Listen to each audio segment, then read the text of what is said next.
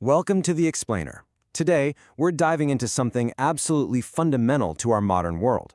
We're going to unpack the exact architecture that organizations use to keep their digital and physical doors locked tight against threats. Step by step, we'll distill exactly how this works from our source material so that by the end of this, you'll have a crystal clear understanding of the systems protecting everything from top-secret government files to your own personal bank account. Let's get right into it. So I want you to imagine logging into your company network tomorrow morning, and right there on the shared drive is a folder. It's just labeled Payroll. There are no locks, no passwords, nothing. You click it, and suddenly you can see exactly what the CEO makes, what the brand new hire makes, and honestly, worse, everyone else can see what you make. The stakes are incredibly high when we talk about unguarded systems, and obviously it's not just about payroll. Okay, let's dive into this, because without a fortress guarding the information, we are literally looking at absolute chaos. Think about it. If an organization has zero access control, absolutely everyone can access sensitive company information. It means an unhappy employee could just go in, alter payroll, or completely wipe out customer data. Security breaches wouldn't just be likely, they'd skyrocket, becoming a daily occurrence. And perhaps the scariest part? The organization loses all accountability. If everyone can touch a file, you have absolutely no idea who actually ruined it. To solve this massive problem, here's our roadmap for today. We'll start by defining the access control problem, then compare physical versus logical security. Next, we'll walk through the 3 steps of access, explore choosing a security model, unpack the AAA framework, and finally, look at real-world security in action. Section 1. The access control problem. So what exactly is this concept, and why is it our ultimate solution to all that chaos we just talked about? Well, at its core, access control is a security method that determines 3 critical things: who can access a resource, what they can actually do with it once they have it, and when or how they're allowed to get in. The main goal here is straightforward, but absolutely vital: reducing the risk of unauthorized access to systems and data. This is how organizations protect confidential info and ensure they comply with strict security regulations. But you know, access control isn't just about computers. Section 2. Physical versus logical security. And this brilliantly illustrates the divide. On one hand, we have physical security. This protects actual physical locations and tangible assets. We're talking about the ID badge you swipe to get into your office building, smart cards, heavy-duty door locks, or even a biometric scanner at a data center. On the other hand, we have logical security. This protects your digital computer systems and information. This is where your usernames, passwords, PINs, and multi-factor authentication, or MFA, come into play. To have a true fortress, you really need both physical and logical security working in perfect harmony. So how does this actually play out in practice? Section 3. The 3 steps of access. I want you to think of this next part like a highly trained VIP nightclub bouncer, or maybe a guard at the gate of a heavily fortified castle.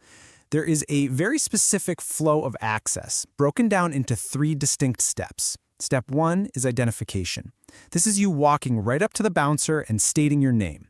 Digitally, this means typing in your username or swiping an ID card. But, the system doesn't just take your word for it. That brings us to step 2, authentication.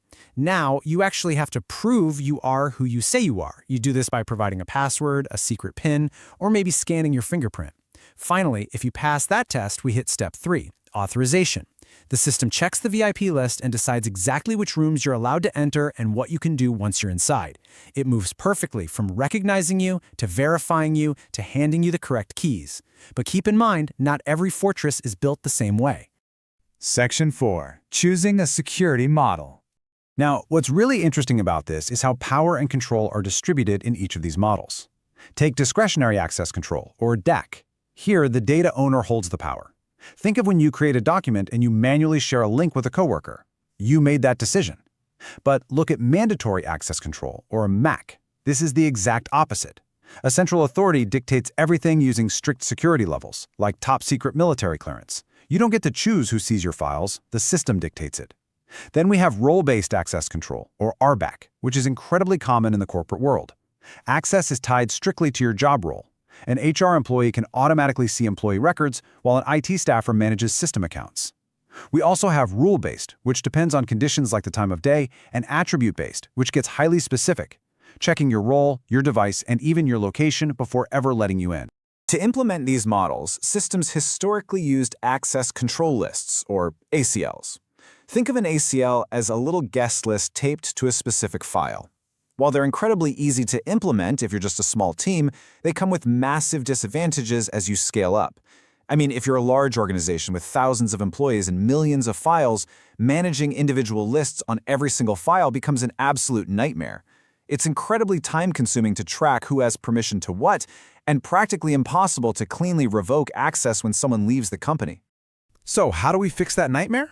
Well, we use access control groups and roles. Notice the distribution here. Instead of giving individual permissions to John, Sarah, and Mike on 100 different files, we create a role. We make an administrator role that has full system access. We make an accountant role that only touches financial data. We make a student role with just viewing rights. Now, when Sarah gets hired in accounting, you don't add her to 1,000 individual files. You just drop her into the accountant role. It drastically simplifies security management based on people's actual daily duties. With those models and roles in mind, let's zoom out to the overarching network security framework. Section 5, the AAA Framework. Let's move to the AA framework and see how this builds on our earlier bouncer metaphor. Notice that the first two A's are exactly what we've already discussed: authentication, verifying identity via a username and password, and authorization, determining what files or apps that authenticated user is actually allowed to touch. But look at step 3, accounting. This adds a crucial final layer to our entire security architecture. Accounting is essentially the security camera system of our digital fortress. It tracks exactly when a user logs in, it records the specific actions they performed, and it measures the duration of their access. This ensures that even authorized users are held accountable for what they do inside the system. Let's say an employee logs in at 3 a.m. on a Sunday and suddenly downloads 50 gigabytes of customer data. Well, the accounting function is what alerts the administrators to that highly suspicious activity. Theory is great, right?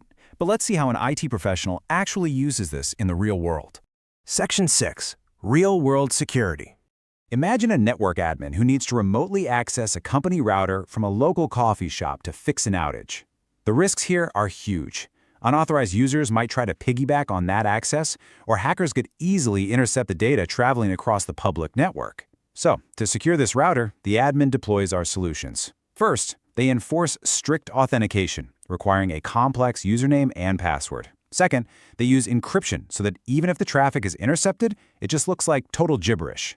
And third, they implement the full AAA framework, ensuring they're authorized to make the changes and that their entire session is logged and accounted for. This layered defense is exactly what keeps the organization safe. So, the crucial point from our sources is summarized perfectly right here. Proper access control protects organizational data, reduces cyber threats, improves accountability, and supports secure information systems. That is the bottom line. Whether it's a physical lock on a server room door or a complex role-based digital architecture, access control is the absolute foundation of all cybersecurity. You literally cannot have a secure system without it. Which leaves us with this final thought. Think about the systems you use every single day, the files you share, the passwords you keep. If your digital fortress was tested today, would your access controls hold the line, or are your doors wide open? It's a question every organization, and honestly, every focused learner needs to take seriously. Thank you for joining me for this explainer. Keep learning, keep your data secure, and we'll see you next time.